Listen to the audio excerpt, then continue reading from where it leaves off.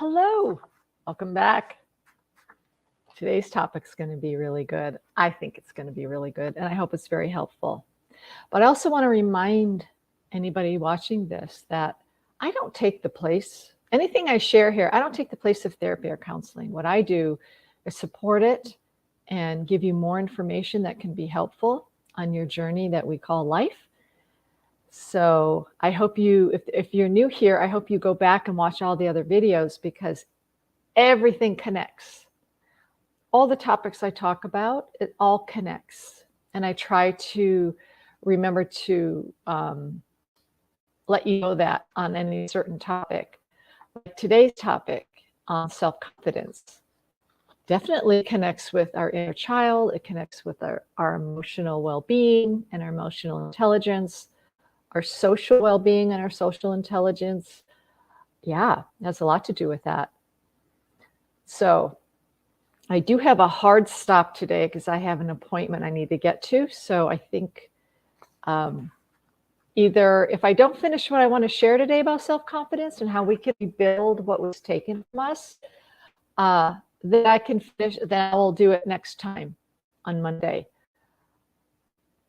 If not, if I do finish today, I think Monday I'd like to discuss how to get through difficult times. If we are in grief or depression, how can we get through these difficult times?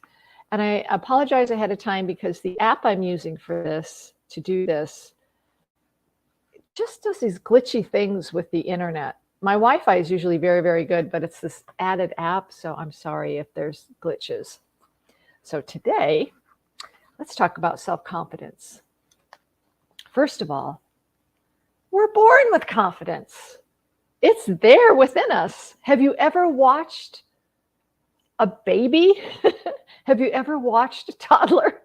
I raised 4 kids. I have 7 grandchildren. So I know, and plus I have tons of nieces and nephews.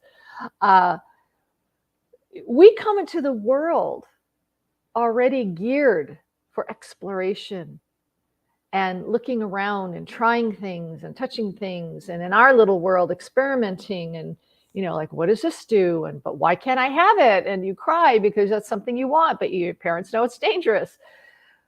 But children are born self-confident. We have confidence. You watch a young child crawl to the electrical outlet and you pull them away going, no, honey, and you try to distract them with another toy or, and it reminds you, oh, I need to get those special security plugs for the outlets. I know I had to do that. I'm like, oh yeah, I forgot those security plugs for the outlet. But anyway, but what do? Immediately, they crawl right back and they want to investigate that outlet. They don't know it's dangerous, but they want to look at it. Now there's more attention to it because you said, no, you can't have it. We humans are so funny that way, aren't we? And you pull them back, try to distract them again, and they go right back over there. Or they want to climb on something that's dangerous, and you pull them away, try to distract them, they go right back over and try to climb on that thing again.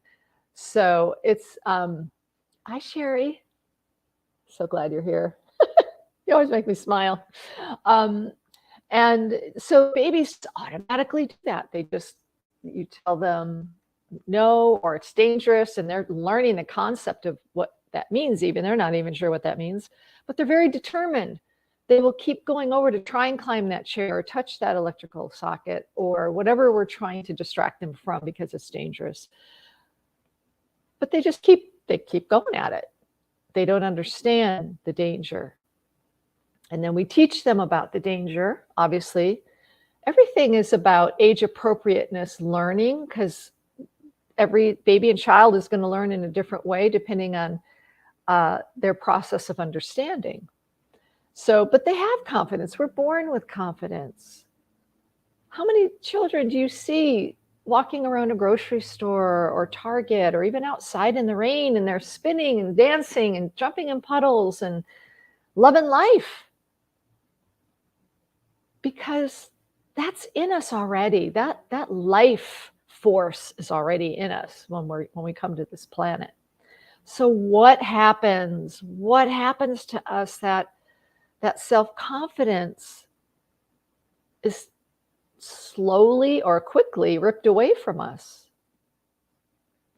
Well, if you think back of all the other things we talked about over time, it's how we were raised and our personality, depending on, do we come into this world like full force and nothing's going to get us down, or are we a little more shy and kind of introvert?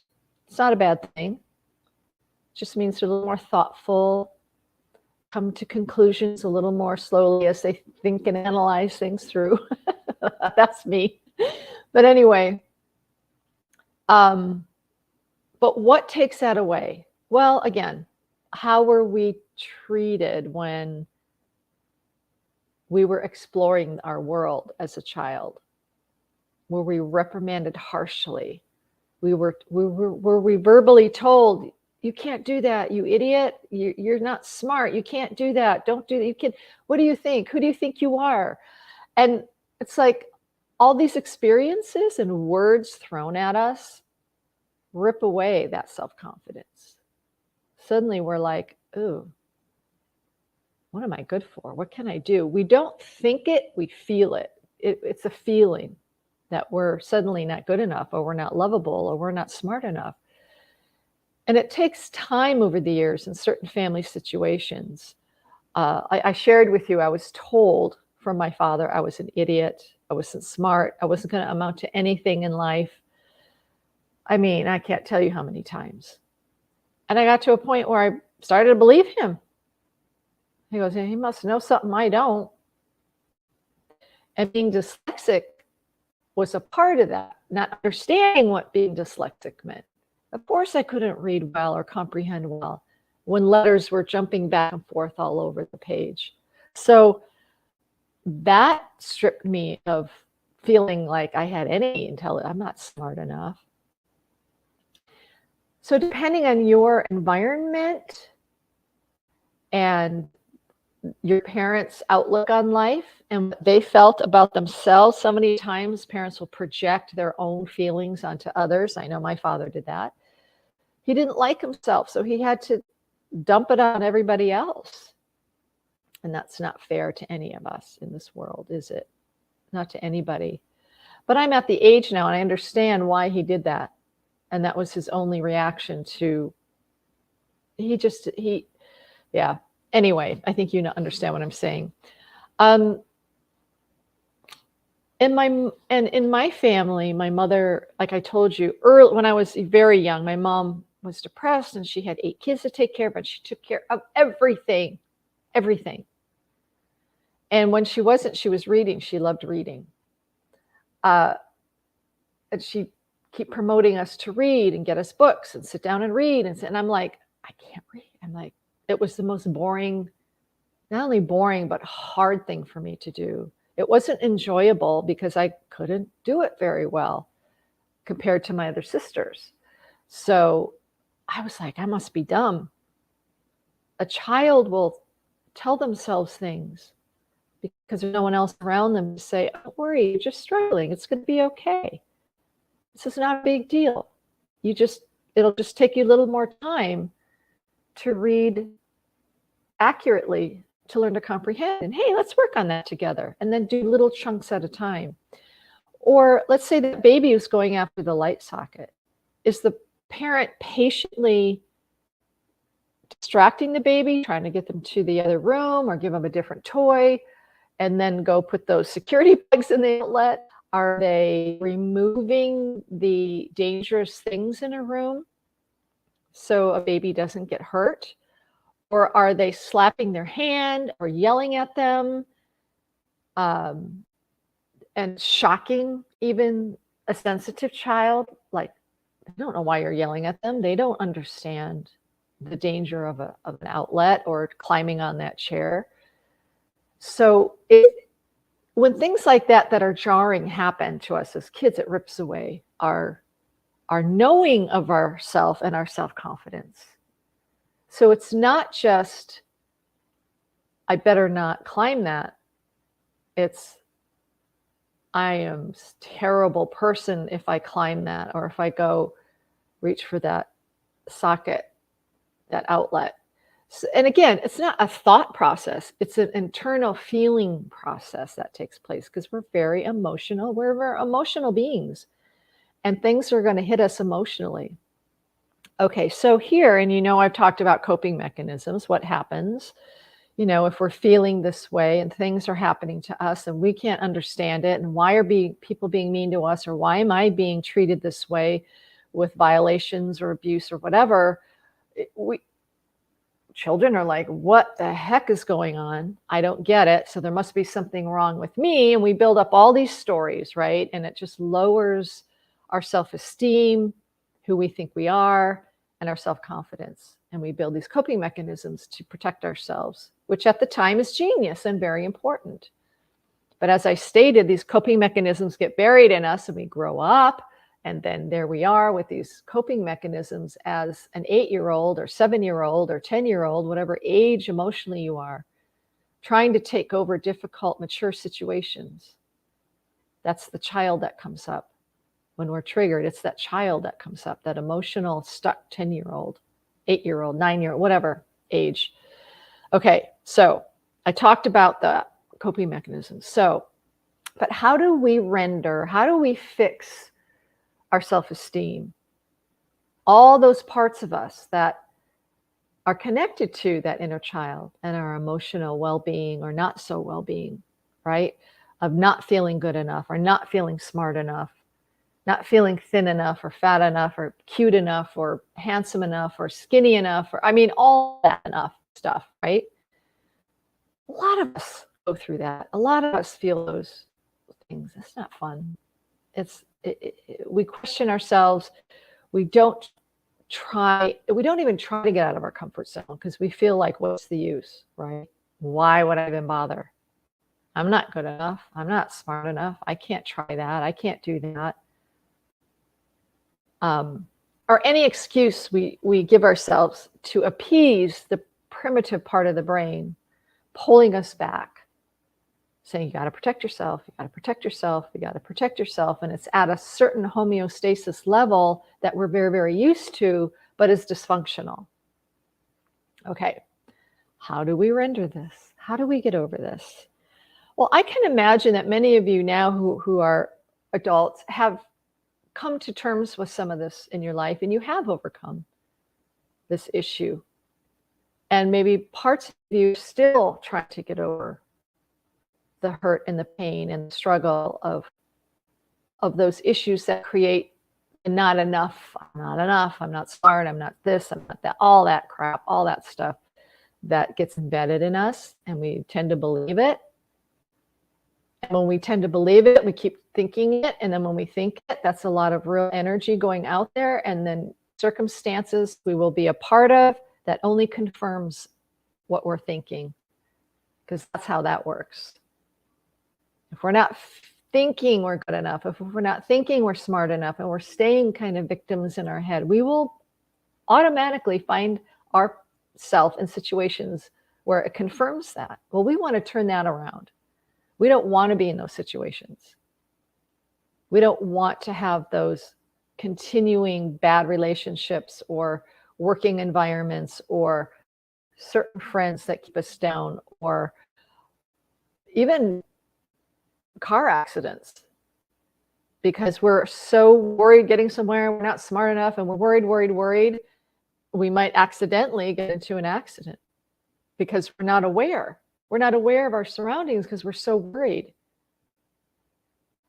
Or dropping something, things like that, where they seem innocently accidental, which they can be. But sometimes if we look at the circumstance and, like, my mind was so consumed about worry and I can't go there. I just can't do that, or I don't measure up, or maybe we were just berated by a loved one and we're like, I need to get out of this situation, but how do I don't know how. I'm not good enough. I'm not smart enough. All that keeps going like a circle in our brain. And again, will keep us in those situations. So let's talk about, what is the remedy? How can we get out of that self-loathing, that self-disparaging moments and thoughts, because just because we were treated a certain way as a child or in our younger years, and it's embedded in there, doesn't mean that's the truth. It's not the truth. We might feel like it's the truth, but again, you can't trust everything you feel. Feelings tell us a story, right? So sometimes when we're feeling things that are very extreme or kind of like off the beaten path, it's good to look at it and kind of go, why do I feel this way? This just doesn't make sense. It doesn't equal the situation. So what's happening here? And if you dig deeper, maybe some of this will come up about not feeling good enough. So I have some things here I just want to share, and I will be looking down on my notes, so because I want to be accurate. I can't always memorize absolutely everything. I'm not good enough at memory. No, I'm kidding. Self-confidence is a sense of trust in our own ability. That's why I said we really need to know ourselves. We really need to learn to love ourselves. We really need to understand who we are as individuals, our strengths and our weaknesses, our talents and our abilities, all the things we've overcome, and we don't even think about those. But it's good to think about what we've overcome, what challenges we have. It builds us up. So it's good to have a sense of trust in ourselves, because if you understand about relationships a couple weeks back that I talked about, if you don't trust yourself, oh Lord, you're not going to know how to trust somebody else, or you're going to trust them in the wrong manner, because you're going to put all your trust in this person, thinking they're just going to give you everything and make you feel like a king or a queen and fill all your holes and your wounds. And you know how that turns out, because we went into that. It never turns out. just so you know. So it's important to understand self-confidence comes with a sense of self-trust. And that's hard for people. They don't know how to trust themselves. They hand that over to someone else. And usually that's a learned response. Again, being younger, and you had to trust your parents because they told you absolutely everything what to do. Perhaps they were very, very controlling people, authoritarian. You couldn't even breathe without their permission, perhaps. I know that sounds extreme, but you know what I'm getting at. It's like you had to always look to someone else to make sure you're doing the right thing. Am I doing this right? Is this okay? Am I good enough? And we didn't ever learn how to trust ourselves. So that's the first thing, is trusting ourselves.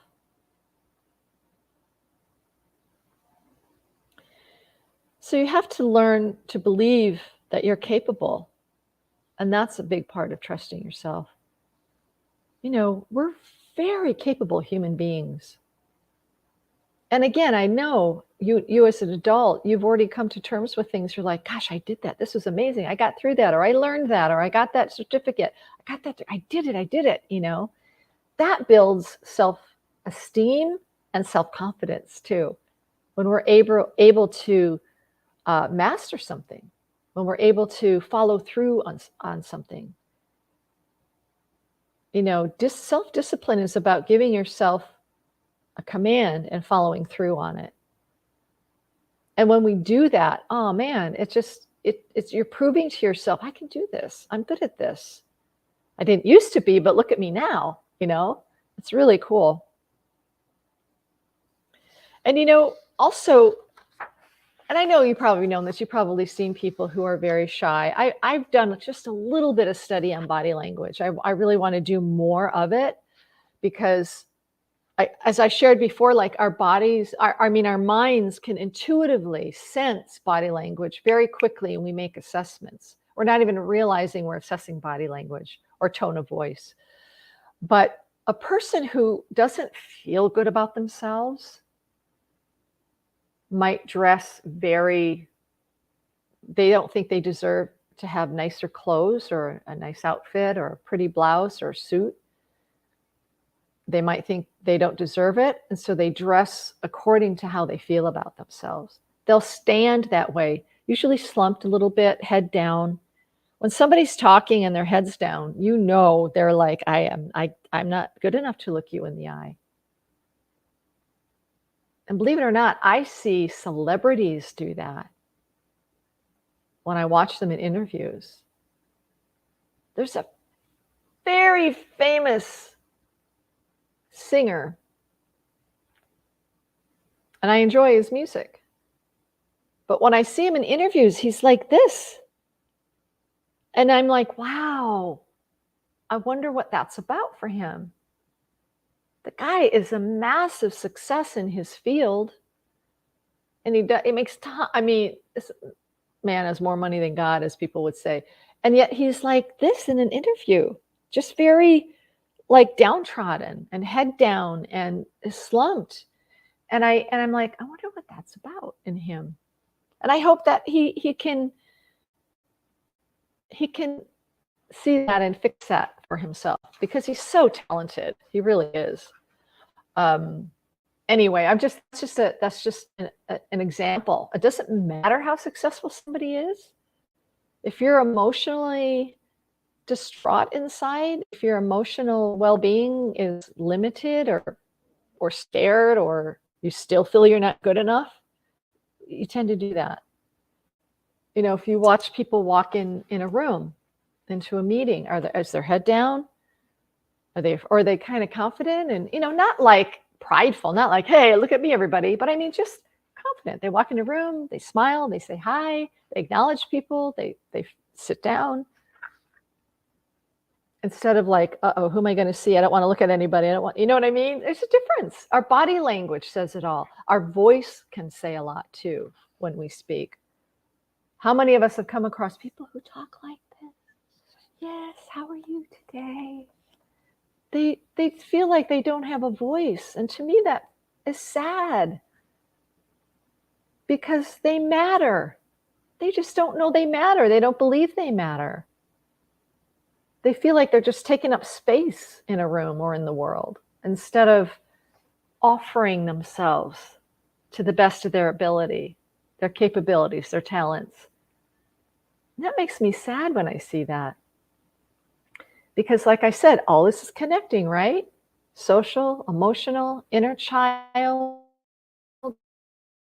our outlook on life, our perspective. It's all connected, and it's there right in front of us if we see it, and it's there within us if we can see it too. And that's where self-healing,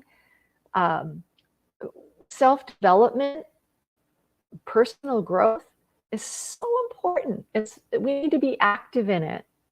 That's what I think is really special too. When we can not judge it, just begin to be active in our own growth. Go, I'm going to change that about me. I want to do better there. You don't have to tell anybody. You don't have to announce it. You just do what you need to do, whether, again, reading books, going to counseling, getting a coach, whatever that might look like for you, just so you can improve in those areas. So that's, I think, is a big point to make. Here's the other one. Stop comparing. Stop comparing yourself to anybody else. Man, why do we do that? That's a human condition. We tend to do that, right? But why do we compare our very worst with someone's very best? Isn't that what we tend to do? We compare our worst. We're in a bad day. Things are going down. It's difficult. We're feeling down. We didn't accomplish what we wanted, or we never will, we think. And here somebody's doing exactly what you wish you could do. And you're comparing your worst to their best. That's not fair. That's so not fair to ourselves, is it? It's so not fair for us to be doing that. And we have to get a handle on that and go, nope, no more. I'm not going to do that. I'm not going to compare my worst with someone else's best. And here's the other thing. That person who you think is the best, they've had horrible days too. They've had their moments of not feeling good enough or smart enough or being able to accomplish what they want to accomplish. I can guarantee you. But they persevered. We have to be aware that sometimes these feelings come up in us. I think with children too, if we can coach them through that and love them through, yeah, you know what, honey, some days are kind of like that. We're kind of feeling down, maybe too tired, maybe we didn't succeed in that one area, but you know what? We all go through that. That's okay. Tomorrow's another day and it's going to be better.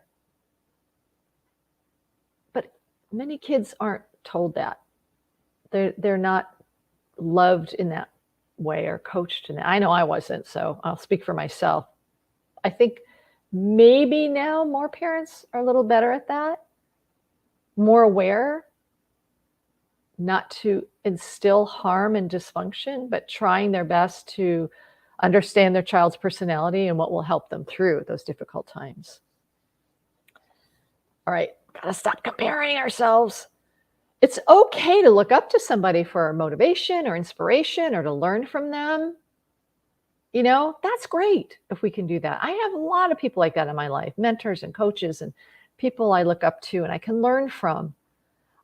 I can't compare. I don't even try to compare myself with them. It doesn't make sense to do that. My abilities and talents are a little bit different than theirs, but it doesn't mean I still can't learn from them and that they aren't a motivation or like inspiration for me. So, but I don't compare myself that way. It's not fair because I'm different than they are and they're different from me. And I know that I have some qualities or expertise that are things that they don't hold within them. That's okay. That's what makes apples and oranges, right?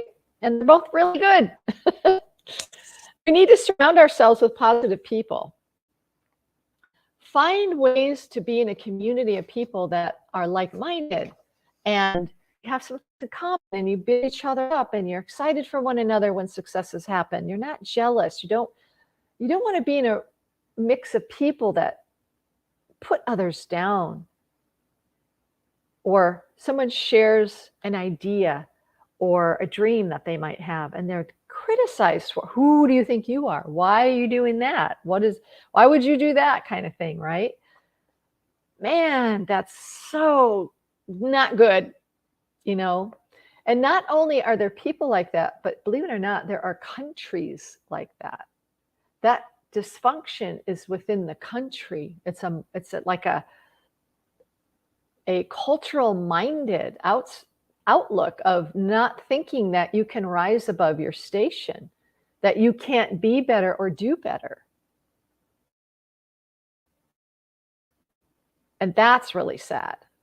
And it was more so back in the day, like maybe a century or two ago, because there were countries that had classes, right? That if you were poor, you were poor. Too bad for you. Unless you're born into a rich family, too bad for you. And there was never a chance to do better, to be better. They weren't even given the opportunity, really. It took I think it's like less than 1% of people who were in poverty back then who could create some kind of business for themselves to succeed in life. And there was the phrase, you need to respect your betters.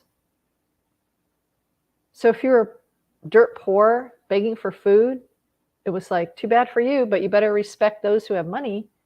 That was the mindset. Ugh, that's so maddening. I'm glad that's changing. Maybe more countries need to change, have that mindset, but at least many have changed that mindset. Surround yourself with positive people. Find groups, find people, find an interest you can be involved in. And take care of your body. Doesn't that make sense? We've got to take care of our bodies. We really, really do. In this world of fast food, crappy foods, just instant, cheap foods, it's so easy to fall into that. It's so easy to I don't feel like fixing dinner. I'm going to run to McDonald's or Burger King or whatever's at the corner, Taco Bell.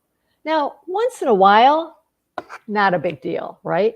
But when it becomes this habit, or we buy quick frozen foods full of chemicals and processed sugars and foods and wheats and all the things and vegetable oils that inflame the body, we just stick it in the oven, take it out of the freezer, stick it in the oven, and there's dinner. Oh, it's so sad to me that.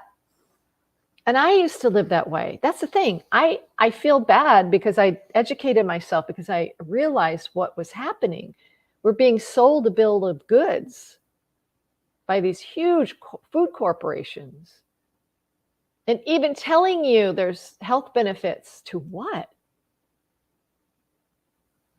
Well, there's more protein. Okay, what else is mixed with that protein? We have to be mindful of what we eat. We really do need to eat much better, more produce. The more organic, the better.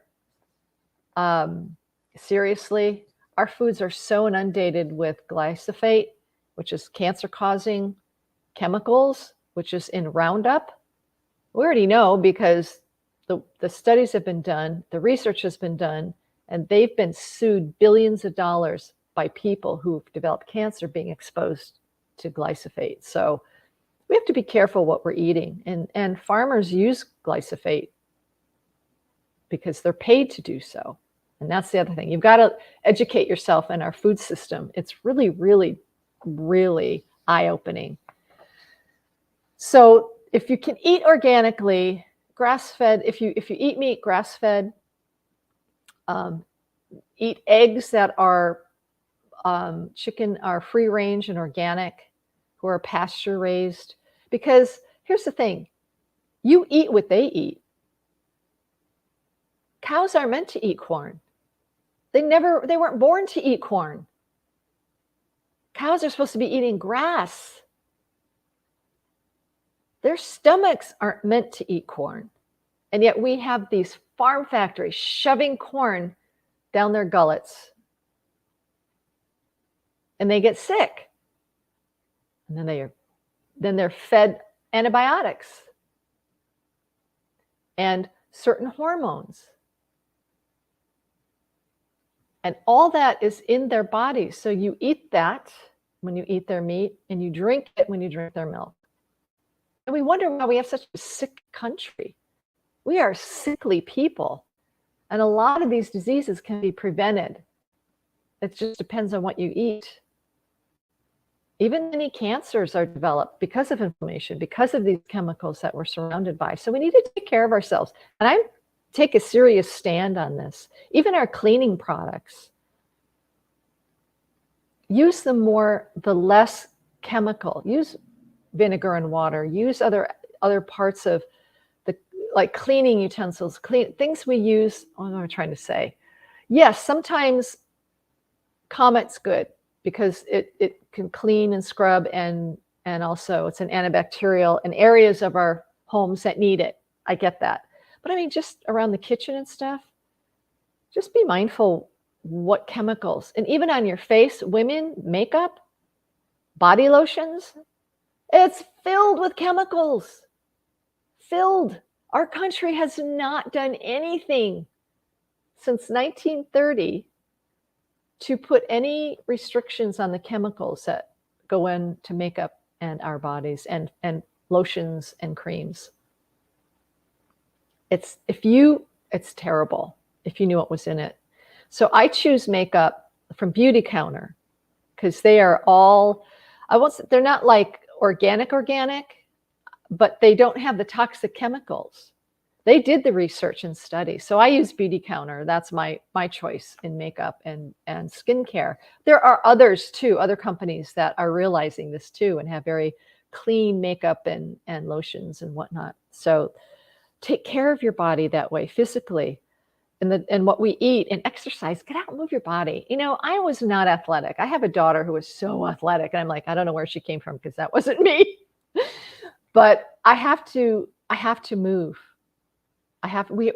Our bodies are created to move and get our blood flowing and get the lymph system flowing, because unless we're moving, the lymph system doesn't have a way to empty itself, and it's a toxic way of cleaning our bodies.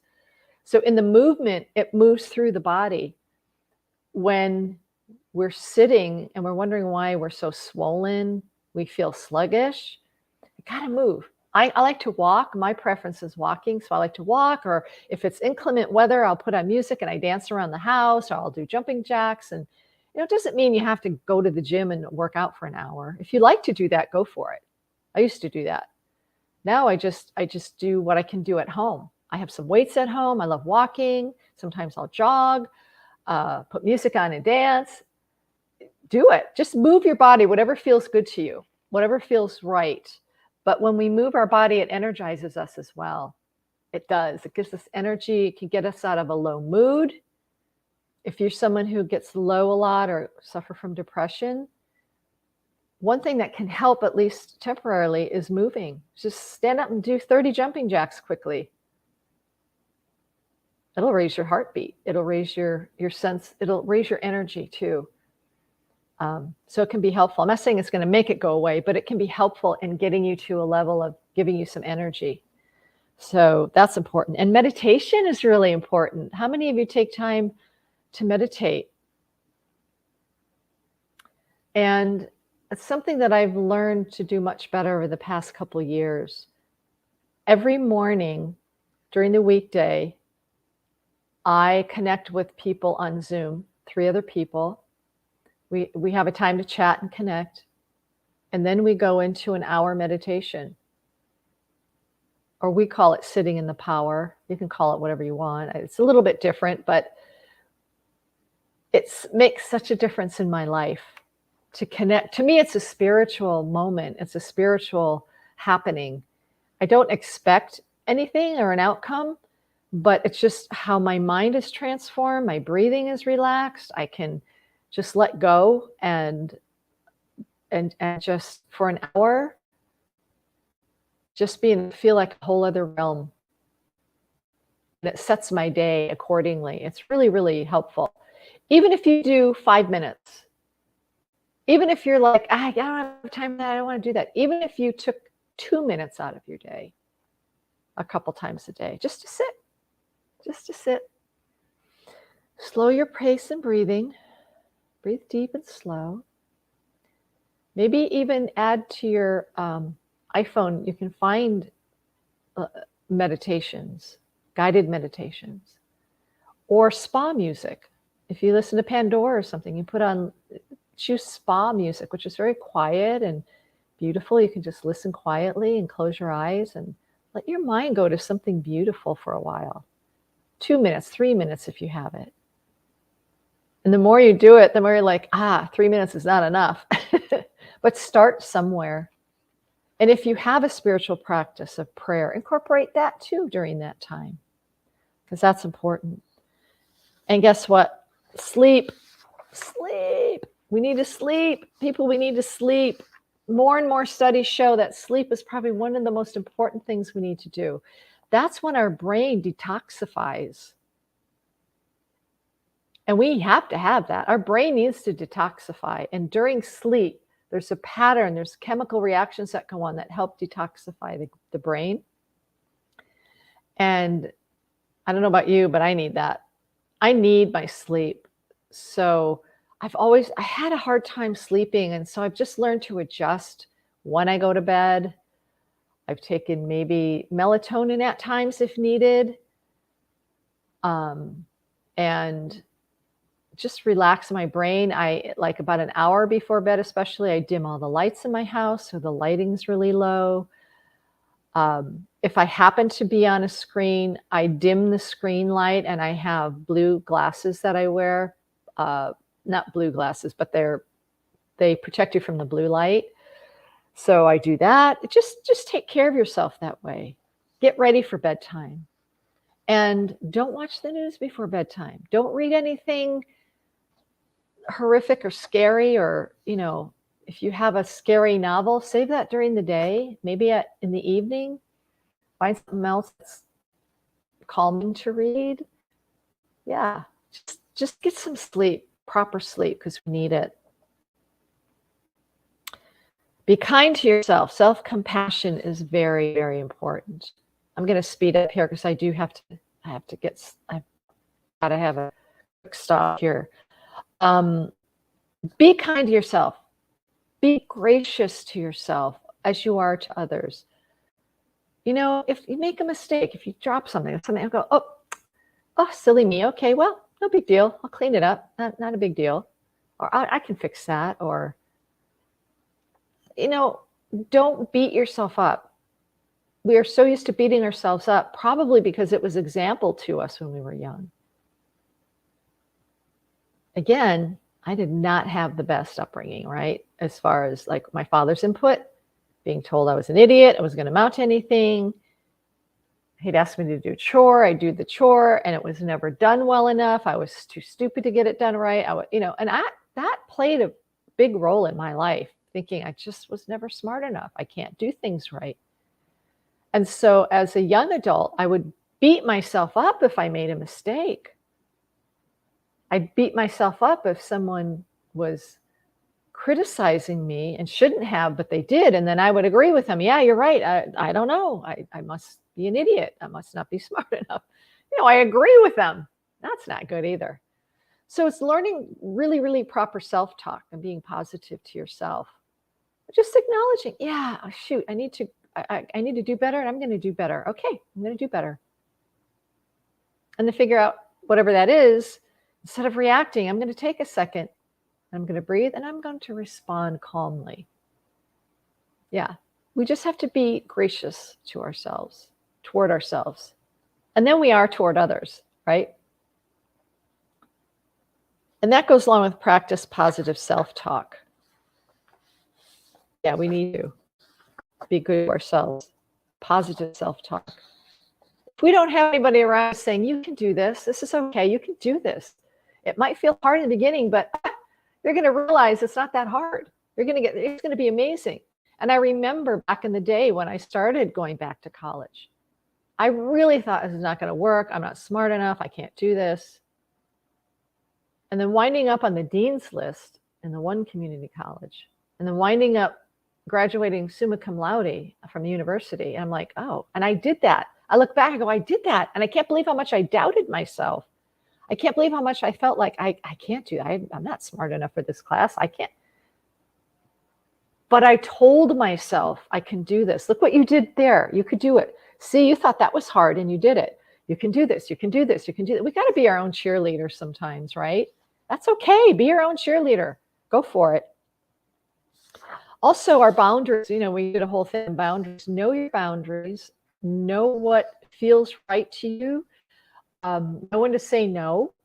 It's okay to say no for self-care. It's better that we have our self-care than have it disrupt our mental health of that codependent person who's doing everything for everybody else, and those everybody else beings can actually do it for themselves. But they have a sob story or something, but they can do it for themselves. If you look at the situation, like, you can do that. Why am I doing this for you? It's that dysfunctional dynamic that occurs with some people. And we got to break that cycle. So when we have strong boundaries and we know ourselves well, it's okay to say no. It's okay to pull back at times for your own well-being and your mental health. If you're all on Monday gung-ho to go to that party Friday night, and Friday comes, you're like, oh my gosh, I just can't. Then bow out gracefully or show up for 10 minutes. Whatever will work for you in that situation. Take care of yourself. Building and respecting our boundaries is a really good thing. And set realistic goals. We need to set realistic goals. It doesn't mean we can't have big dreams, but we're not going to attain those big dreams tomorrow. So setting realistic goals of like, okay, where do I begin? What are the first steps I need to take to achieve that I want? What does that look like? And your first little goal might be just gathering information, doing the research. Who do I talk to? Who do I call? What classes do I need to take? Or whatever it entails. Little by little, little by little. When we set these little goals and we accomplish them, oh my gosh, that's what it's about. It's the journey. It's accomplishing these things that we begin to feel good and feel great, and things are great, going great because we're accomplishing one thing after another. We might have a few setbacks. That's all right. That's okay. Don't beat yourself up for it. We just start again the next day, and that's what's important. And the benefits of self-confidence is we're better at performance. When we're going into a situation, let's say you have to speak at a meeting at work, and you've prepared, You know what you're going to say. You know how to say it. You might have some slides going, whatever. If you're so busy going, I can't do that, I'm not going to be good enough, they're going to think I'm an idiot. I can't. How can I talk to my peers? They're going to think, if we are so worried that way, nothing's going to get done and our performance is going to be weak.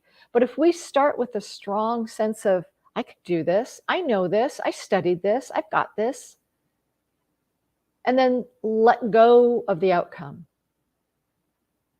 When we can let go of what the outcome is going to be and we know we did our best, shoot, that's awesome. We do perform better when we know we did our best. And that's what's important. We also have healthier relationships, right? When we're self-confident, we know ourselves, we have healthy boundaries. All of that is in play. All that stuff connects. And we're better people and we have better relationships. We're smarter, we're wiser, we're trusting our instincts and our intuition. We know who we are. And that creates really good relationships. If both people are operating on that, in that way, that makes a great relationship. Struggles come and go, but you work through them. And we know we're very resilient. That's the thing. We are really more resilient than we give ourselves credit for, because of the stories we tell ourselves and because of the feelings we have of, I'm not good enough, I can't do this, blah, blah, blah, blah, blah, blah.